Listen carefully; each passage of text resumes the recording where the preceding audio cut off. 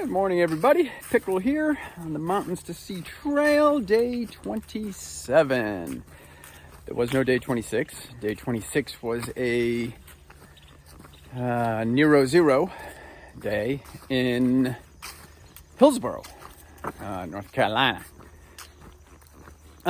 Hillsborough, kind of a cute little town, nice little downtown. So, typical day off. I convalesced and hit the grocery store, stocked up, ran all of my errands, enjoyed the local cuisine. So there you go. That was yesterday. Moving forward, I am now on my way to Clayton, the long way. It's going to take 6 days to get there. There's another one of those crazy trees. Anyway, there you go. My way to Clayton. It's going to take me 6 days to get there. It's 120 miles. I guess in theory I could get there in 5, but why? I'll just 20-mile days now are, it's pretty flattish. 20-mile days are pretty easy. So we'll just stay casual, do 20-mile days. Camping looks easy and abundant. Walking along the ENO River for, I think, the entirety of it. And yeah, when I get to Clayton in 6 days, got an Airbnb for a few days. Mrs. Pickerel is flying into Clayton, and we've got an Airbnb for a few days. So be taking a few days off there. So yeah, there you go.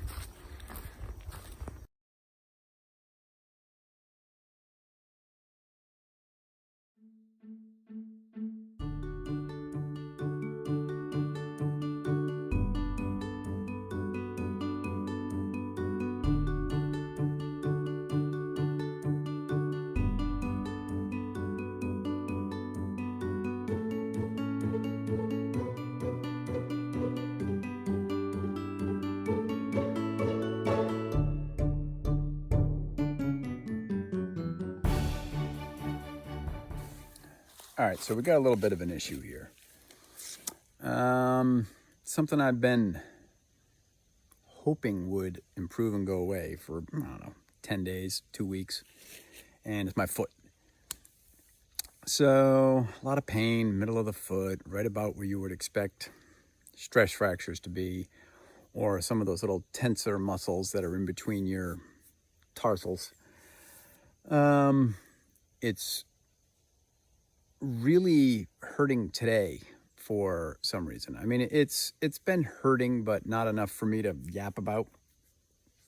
But today, for some reason, really painful. In particular, if the trail has a right to left camber, so it's, tilted and you're walking on it, that's almost like unbearable. So anyhow, painful enough where I just took a couple Tylenol.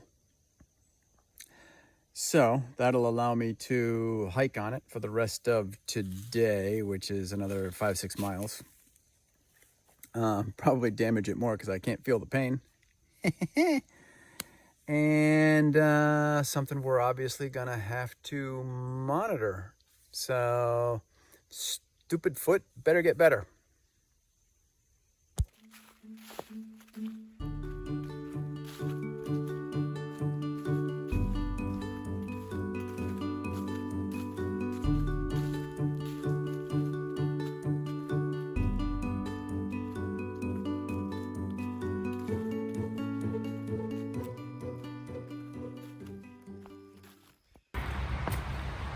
All right, so 2 things.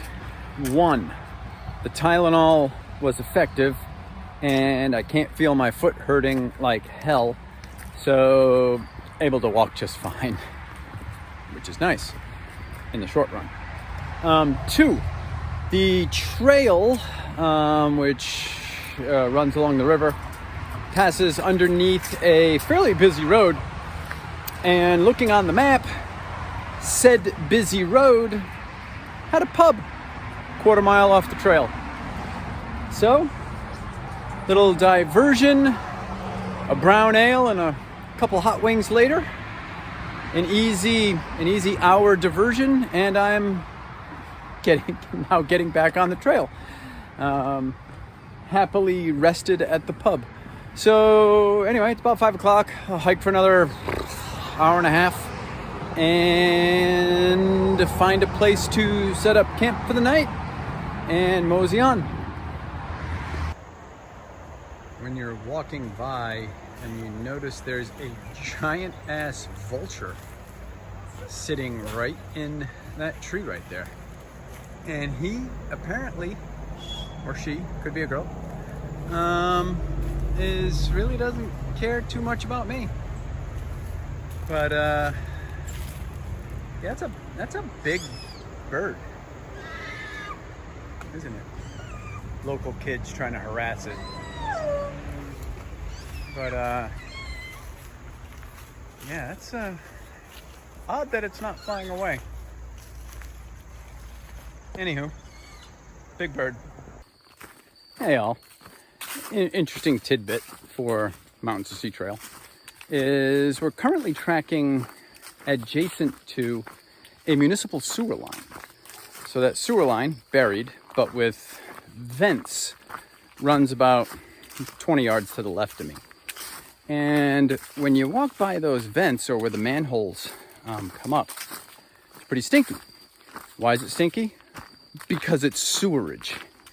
Well, okay, fine. So you got a sewer line runs through the woods. Immediately on the other side of said sewer line, homes. So if the breeze is blowing the wrong way, your home smells like a sewage treatment plant. Why would you ever live in a house right next to a vented sewer line? Maybe the price was right. Maybe they were giving those homes away. I don't know. Not a place I would live. Just an interesting little tidbit, in case you were curious.